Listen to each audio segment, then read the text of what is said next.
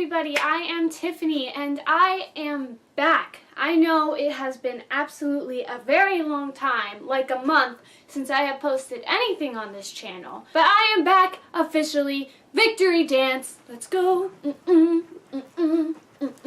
I'm really excited to be doing another movie review here today. I wanted to start off this video, though, by apologizing for not really posting anything this past month. I think I had warned on my blog. If I didn't, I'm truly sorry about that, but I believe I had said that this month was going to be really hard to post videos because a lot of different stuff was happening. And that was very true. There was school, I had a bunch of midterm stuff coming up and papers due that I had to focus on and get done as much as I wanted to do these videos. I also had acting stuff that was coming into fruition, and it was really awesome. I had a lot of great stuff going for me. I went into this month really thinking that probably the first couple of weeks I wouldn't really be able to post anything, but then I'd be able to post something after those first couple of weeks. But then a lot of crazy stuff went down. I'm not going to go into detail about it. It basically would not allow me to post videos because I was dealing so much with that, and I had to focus on that and only that. With these videos, I like to always be happy and energetic with them because these are so much fun to do and they make me really happy to do and be able to talk about what I love. During that time, I wasn't in a place where I could be really energetic and happy. I was dealing with a lot of stress. I wasn't in a good mindset to do videos at the moment. But I'm back on that mindset now. If my energy is still a little bit off, I'm still kind of getting back to where I was, but I'm here, I'm doing a video now, and I'm excited to get back to it. I've missed these and I've missed you guys. If you really want more details into why I really wasn't posting, you can go to my blog, tiffanymillion.blogspot.com, and it goes into more detail about why I really wasn't able to post. I know it's annoying going to a blog, but that is really where I post all of my updates on why I can't post something this week, if there's going to be videos up this week, if maybe there's going to be an extra video up this week, all the good stuff that's going on in my life. It just informs you guys more than here on the channel. I like giving update videos, yes, like I did a little while ago when I hadn't really done anything, and talk to you about my future plans for the channel, but when I can't post videos because of certain situations, I don't want you guys to ever feel left hanging and feeling like, oh my gosh, she abandoned this channel, when really I'm always going to come back to it. There's just certain things that get in the way and I'm not able to post at that time. If you ever just want to check and see if I'm gonna post videos this week, I will let you know on my blog. I post every Monday about what's been going on for the week. I tell you if I feel like I'm going to be able to get a video up on Wednesday, if I'm going to be able to get one up on Saturday, and everything that's going on. I will say one thing though. Through all this craziness, I went into a really big reading slump. I basically was able to keep up sort of with this week by week thing because I had a lot of videos on backup. I read a ton and had a ton of book videos just waiting to be edited. Slowly the number of them have dwindled as I have not finished this book that I am on right now. I know I have one for this week. I know I definitely have one for next week, but I'm not sure if I'll have one for the week after. I will always let you know again on the blog if I'm gonna have a book video up or not. I don't like to rush through my books in order to stay on a complete strict schedule. I want to read the book, fully get involved, fully get immersed, and then be able to talk to you guys as passionately as I do about it. For those of you who don't really know my channel schedule, it is movie reviews are on Wednesdays, book reviews are on Saturdays, and Mondays are when I have fun little events maybe going on, or a book haul or something like that that I can record. I know I really haven't done anything, but I have ideas in mind. And of course, Mondays always I have a post on my blog, tiffanymillion.blogspot.com. Alright, so let's finally get to talking about the movie that I am reviewing today. Belle and Flareon here are going to be observing, even though they have no correlation to the movie whatsoever, but you know what? They're my faves, so they're gonna stay here in like every video, just to let you know. The movie that I am reviewing today, I saw it very recently, and it fits around this time because recently was Halloween. This is a Halloween themed movie. Basically, my theater was super awesome and decided to host this thing for the crew members where we voted on a horror movie that we want to watch, and we get to go watch it in one of our theaters there in our pajamas. I got to go to the movie theaters in my pajamas. I took my friends Brandon and Amber with me. Hi Brandon, hi Amber. We all had a super fun time. It was great. Brandon had seen this movie, Amber and I had not, so it was a really fun experience. The movie that I am talking about is Cabin in the Woods, starring Chris Hemsworth, Kristen Connolly, and a bunch of other awesome people. This movie came out back in 2012, and we got to watch it like it was the first time in the movie theater. Oh yeah, oh yeah, oh yeah.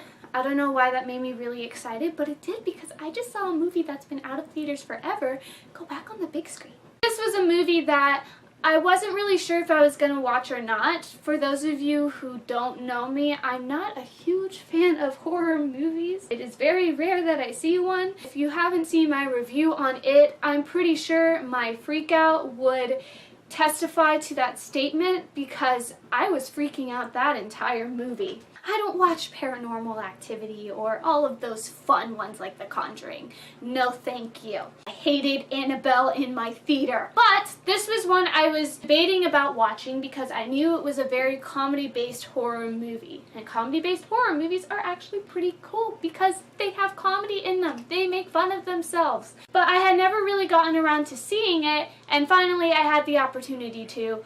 And I was very thankful that I got to see this movie. It definitely lived up to my expectations. It was just as light and fluffy as I needed it to be for a horror movie, that is, of course. I would definitely say if you're not a big horror movie fan, but you do want to watch that Halloween movie and get in that spirit, Cabin in the Woods, I think, is a great movie for that. It's not really scary at all. Maybe for little kids, I mean, there are scary creatures in there, depending on how big of a scaredy cat your kid is. Kind of like me when I was little, where I had to walk out of a Scooby-Doo movie in the theater. Yeah, I was that much of a baby.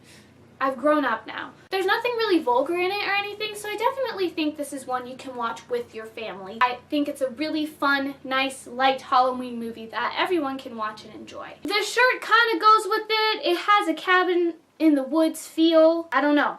Plaid correlates with Cabin in the Woods. For those of you who want statistics, it has a 7.0 out of 10 on IMDb. I think that's pretty accurate for how it is. That's pretty good for a horror movie because, no offense to the horror movie genre, it seems like it's harder for there to be a really good horror movie in our society today. It is coming back with It, and then The Conjuring, of course, and their whole thing with Annabelle. All of that is reviving the horror genre, I feel like, because those are really, really actually good, strong, solid horror movies. This one I felt like came out during a time where there wasn't a ton of super great scary movies coming out. And you can tell me I'm wrong and name all the ones that are great from 2012. That's great. This was one of those that kind of stood out and just surprised people, I feel like. For those of you who want to know the actors, it stars Chris Hemsworth, who is Thor.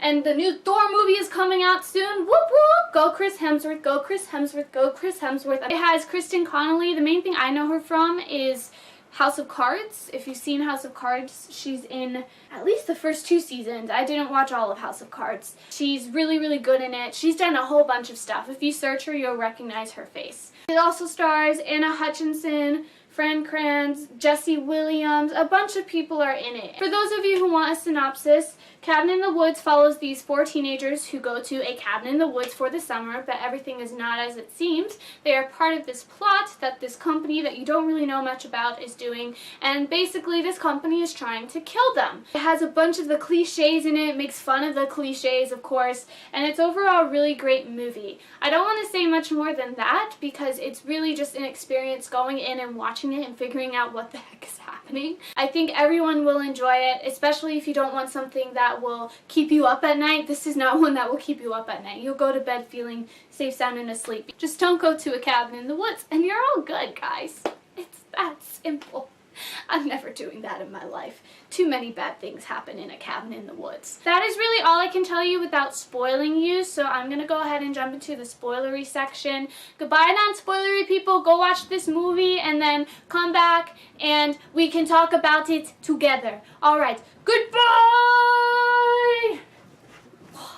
Like I said, overall, I thought this movie was really, really great. I had no idea what to expect from it. I didn't know what to think at first because the beginning is very cliche. You have the girl with the boyfriend, and you have the very innocent girl. But I like how they immediately introduced this corporation that's behind the whole thing, because it immediately saves the cliche. That scene at the beginning can very easily turn people away because it's your typical horror movie. But instead, they have that little scene getting you to know the characters, and then they cut to this whole corporation saying everything is not as it seems, and we're making it cliche on purpose. I loved the whole concept. I thought at first it would be a little bit sort of like Battle Royale, but a lighter Battle Royale, of course. I just had a really fun time with this movie. The only thing that kind of bugged me at first, and it took me until the end of the movie to get it, character Jules, she dyes her hair blonde when she was a brunette, and they make this comment in the corporation saying the dye hair people should do their job, and then it should melt into her brain and dumb blonde thing happen. And I was like, oh, is her head going to explode on us?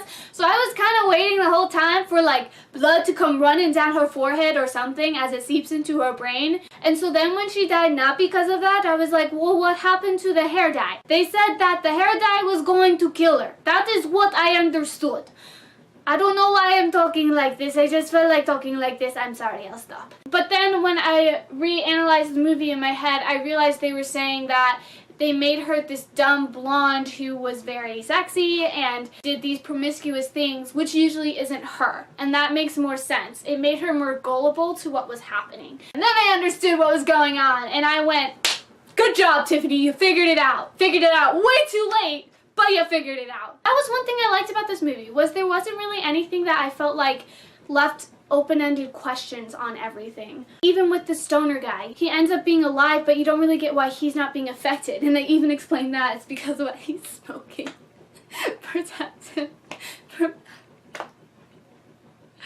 Oh man. I really liked all of the characters. They were cliche, but they were fun all at the same time. I think one of my favorite moments was when Chris Hemsworth's character, Kurt, he tries to jump over the cliff and he hits the wall. I died laughing. The whole theater died laughing because that was absolutely hysterical. You knew it was gonna happen too. You knew it was gonna happen. I was just like, he's gonna run into the invisible wall and he's gonna die. And the fact that not only did he run into it, but you just see him go in a circle all the way down the cliff. You don't want him to die, but oh my gosh, it was the most hilarious death of that whole thing. And I just found it really funny how they introduced the cliches, because at first the characters are smart, and I'm glad they established that these aren't your typical really dumb characters. They have to use these special powders and stuff in order to make them not be smart, because Kurt is like, let's stick together. And at first I was thinking, oh my gosh, we finally have a smart group of characters. But then they do the little smoke thing, and then he's like, we should split up. And I just died laughing the whole time, because it was just great how they were able to use these cliches, but not make them cliches in a way. I thought that was just a really interesting dynamic, how you had these characters that really didn't act like this in everyday life, but then they end up being coerced into acting like this in order to kind of put on a show that they don't want to be a part of. The only thing that bugged me is with Jules' character. I do wish we could have seen a little bit more how smart she was. I think that was part of the reason why I got really confused with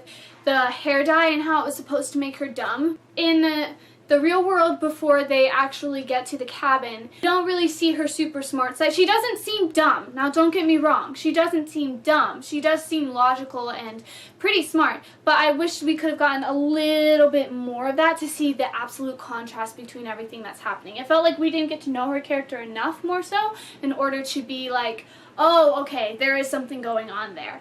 I think the whole point of all of these characters wasn't really completely to get to know them. You get little certain aspects of them, like how Dana is the virgin in the situation, but she's not really a virgin, and all of these little things there. You can tell it's not about learning about the characters completely. You need certain aspects of them in order for the story to make sense and for you to actually care what happens to them.